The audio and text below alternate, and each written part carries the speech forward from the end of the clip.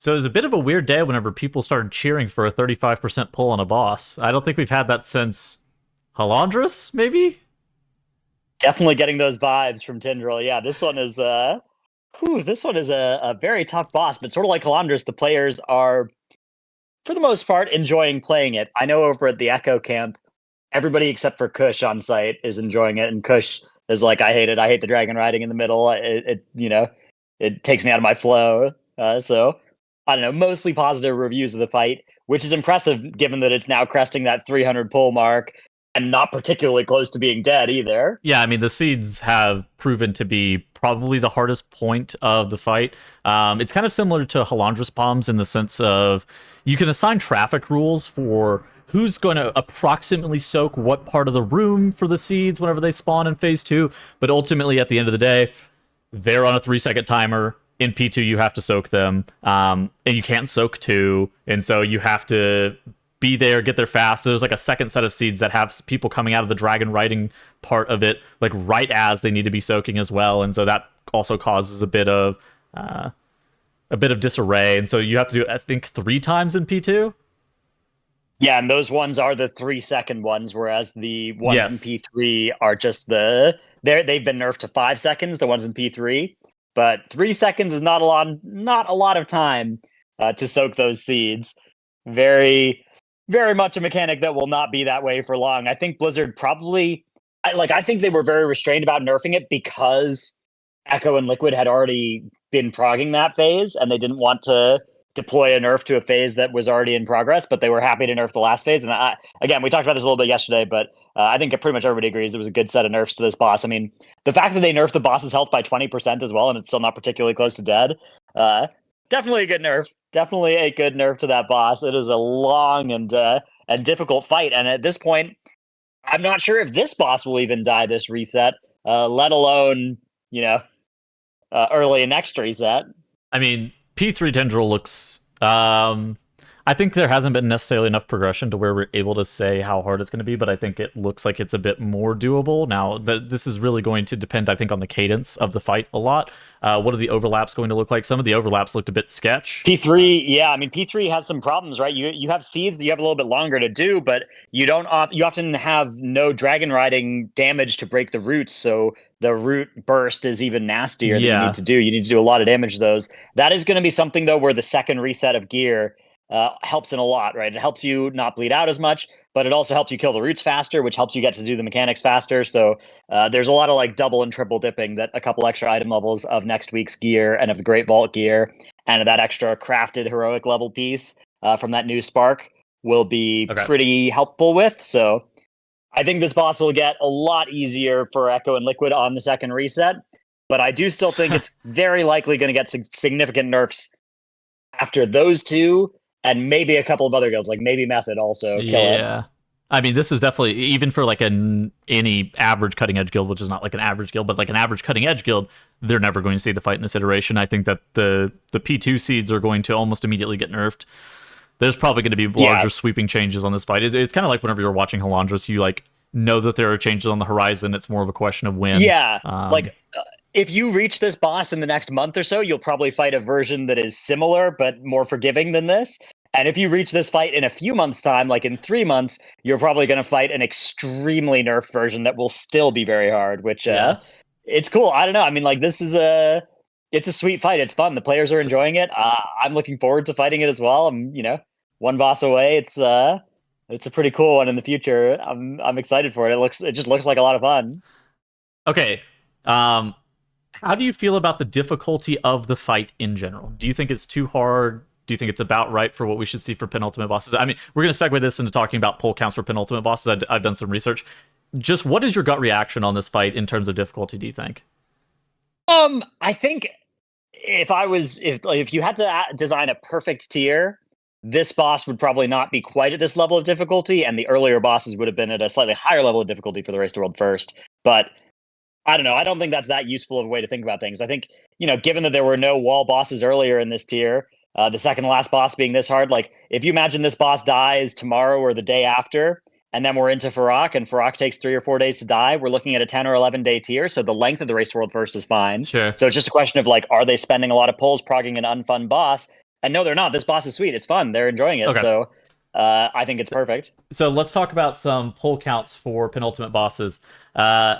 So I've done some research, and two of the ones that, or at least the most recent, were some of the ones that we saw in Shadowlands, where Rygolon was downed after 203 pulls by Echo, being able to get that one killed off. I mean, there's kind of a question as to whether or not that or Lords of Dred's penultimate boss. We're going to give this to Rygolon just for I think the Rygolon, yeah, that was context. the one they did. Yeah, Yeah, or context argument. definitely the right one. Stone Legion Generals, a boss that was not very fun. There was a lot of problems, a lot of pulls, 293 attempts. There was a lot of bugs on that fight as well.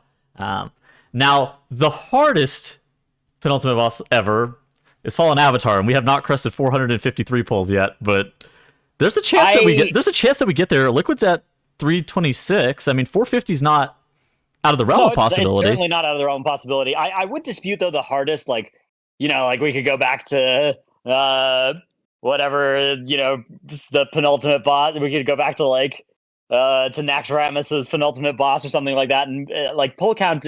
When we're looking 5+ years ago, the level of the game was just so different back then. Yeah, I don't think Fallen Avatar, this is, in the modern era, is so much harder than any of the other stuff we've seen. I think comparable difficulty, you'd have to go back to. I mean, I don't think there actually has been. I don't think Fallen Avatar would hold up at all today. I think this is a new level of difficulty, and the hardest penultimate boss, if not the hardest boss they've put out. Competitors would be stuff like Jailer, maybe Halandris, maybe stuff like Unot. But even then, I feel like a lot of the bosses, even from 2 or 3 expansions ago, were just on a different level.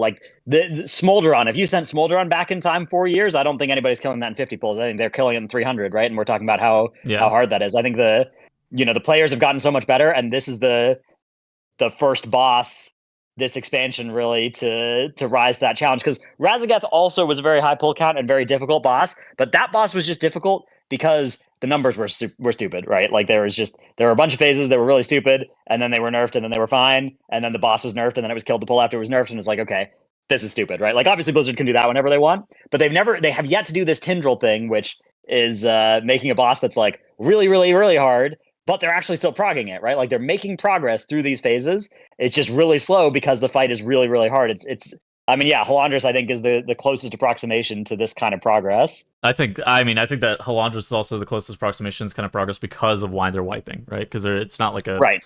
I mean, Stone Age Generals, there was a bunch of stuff going on, but a Halandris is that same kind of one mistake wipe the raid thing, right? It's a pass fail. It's a pass fail wipe, which is instant wipe mechanic. Although I will say, in terms of penultimate bosses, they normally make pretty good ones. I think that typically they average about the 75 to 150 pull count mark. I think that this one is it's certainly on the higher end, and it's definitely one of the most interesting penultimate bosses they've had. It is a difficulty outlier in the category, but again, this, it doesn't necessarily have to be that way for everybody else, which sure. If you look at Rygolon, for instance, Rygolon was 200 and something pulls for Race to World First, and it was sub 100 for many guilds that reached it later because the numbers check was so much simpler once you had double legendary and stuff, which the Race to World First guilds didn't have. Yep. Same here, this may get nerfed. I don't think Gear is going to trivialize it too much, but I do think nerfs will probably rein that pull count in down to the low hundreds, maybe not the high hundreds. I will say it's probably the best one we've gotten so far this expansion. Broodkeeper and Neltharion. Neltharion, yeah, both of those not great. Yeah, so great fight. Difficulty, I think, is very high. It would be bad if it was not a fun fight, but given that it's a fun fight, this is, do this more often. This is great. Okay, let's talk about the reset for a little bit. Both Liquid and Echo are sitting at 474.5 or something like that item level, and the Method's a little bit ahead of them at 475. There's a little bit of chores that need to be done before the reset to make sure that you're optimizing it. First of all, for Echo, that is just go to bed early. They have a 5 a.m. reset, so they've been pulling back their sleep schedule and ending earlier and earlier. They ended at 8:30 p.m. today. So why did they end at 8:30? We forgot to talk about this.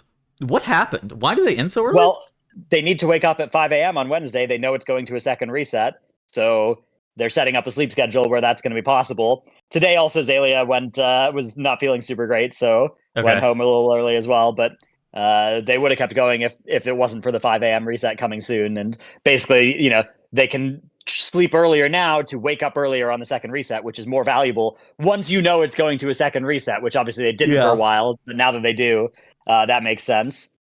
And so, yeah, okay, that's one chore that Echo has to do. Both guilds, both Echo and Liquid, need to fill out their M+ rows in the Great Vault with eight plus 20s. 20s ideally. So yeah, I mean, again, like it's not a big deal if you're missing one of those slots, right? If you do 4 instead, like you're probably going to choose something out of your Mythic Raid vaults anyways. But it's an optimization that they probably will. They'll probably spend the extra hour or two to get those next 4 keys taken care of and fill out that last slot. Yeah, I will say that. Okay, so a lot of them have been farming gear. And whenever they're farming gear, they're only farming like 17s or 19s more often than not. Infrequently have they been doing a lot of 20s. There have been some people, especially whenever splits were going on, if their character wasn't in a split, they would be doing 20s. They may not have been doing 20s on the correct character, right? Like for all we know, they might have been doing dungeons on like wrong characters. If they weren't in the raid, they've been farming a lot of dungeons. I suspect the people who weren't in on every single progression boss are done with all of their 20s, but that's not everybody for either guild. Like this is a situation where both sides are going to have some people who probably need to do some dungeons before reset. Now, to earn the other Enchanted Worms crest as well, they will need to do the whole campaign and do the Kill Farok quest as well. Now, you could sequence that, so you just do the campaign tomorrow or today or whatever, and then you do the Kill Farok quest in a normal or heroic next week. Yeah. Or you could just go do a saved normal now to get that quest done, even though you're already saved to Farok, and just spend a little bit of time and do that. I'm not sure, but I suspect we will see Echo doing that during their tomorrow, unless they get really low on Tindral and just spend all day trying to kill Tindral. So the reason that you want the campaign thing is because you get an Enchanted Worms crest, and the Enchanted Worms crest, you have a half spark this week, and you're going to be getting the full spark next week once you're able to get 1500 rep from the Dream Wardens. I'm about to call them the Lone Niffin people, but the Dream Wardens, once you have 1500 rep with them, you're able to get your second half spark. And so you're able to craft. Which that's a big upgrade because it takes your 447 second embellishment up to 476, which is a long way. Of course, you could use actual aspect crest on that craft as well and bring it up to 486 instead, but for the most part, people have been using their aspect crest for item upgrades instead. So and that's slightly more efficient in most cases. I think a lot of people are probably going to end up using aspect crests on trinkets for Mythic Plus. A lot of people are at least wearing one trinket, if not 2 trinkets for Mythic Plus in a lot of their slots. And so, bumping those up is generally seen as the preferred method. Alternatively, if you have something weapons, that's on trinkets. Yeah. I was going to say, if you have a myth track weapon from like early on in the raid, or like a Mythic Plus myth track weapon or something like that, I guess a vault myth track weapon. I don't know when you'd ever get that, but like you could, out of your Grey Vault. Yeah, although I guess if you got it from the M+ rows, it would already be, if you did 20s, it would already be 489. That's what I was about to say. I would you got it from the early bosses in the raid. You can upgrade that. Okay, there we go. Yeah, I had the same moment too. I was like, wait a second, this is not exactly how the vault would work, but I expect they're going to probably send it on like trinkets, if I had to guess. But you could craft. I guess you could craft a high item level thing. Embellishment scale really well with item level. Better. Some of them do. Yeah. Better than most of other gear. So it's kind of tough. We'll see. Yeah, we'll see what they decide to do with it. It's definitely, it's going to be a big power spike. They'll get a bunch of new crests as well at the start of next week that they'll get to use to upgrade things. So I'm sure that's all going to be planned out and figured out what they're going to do. We're going to see, 12 upgrades, 6 with Worms crests and 6 with Aspect crests that they can do next week. Plus a new spark. It's a lot of gear. That's a lot of power. Echo probably has, or not Echo, Liquid probably has about, 8 more hours of raiding tonight. I don't think that as of time of recording, I don't think they're killing Tindral in 8 hours. Their best is 35%. I wouldn't be shocked if we saw something that's maybe mid-20s, but like I can't really see. I've been watching them as well. They've been having a little bit of a progress plateau, which this fight has caused that for both guilds numerous times now. It's just because it's so nuclear difficulty all the way through. But it's so hard. Both Echo and Liquid are capable of pulling themselves out of that and going to full progress mode and just taking like 20% off the boss in a couple of successive pulls. So I wouldn't count Liquid out for the kill just yet, but I do think it's pretty unlikely. I'd say it's probably 10 or 15% chance that they kill it tonight, something like that. And then Echo maybe 30 or 40 or 50% chance they kill it tomorrow. It depends on how many attempts they want to throw at it tomorrow. That's the thing is like they maybe could if it was an end boss and they were just going all night for it, the chance to be higher. But given that they're going to probably stop to do chores at some point, which also I guess Liquid will maybe do that too at some point, those chances do get lower of seeing this boss die in this reset. Would be a nice advantage though. I mean, if Liquid don't kill it in today, Echo kill it tomorrow, that's an extra reset of Uh, it being in their vaults for everybody, Yeah, and also that's true. 4 extra items. I mean, it's powerful, and it's also a nice morale boost too.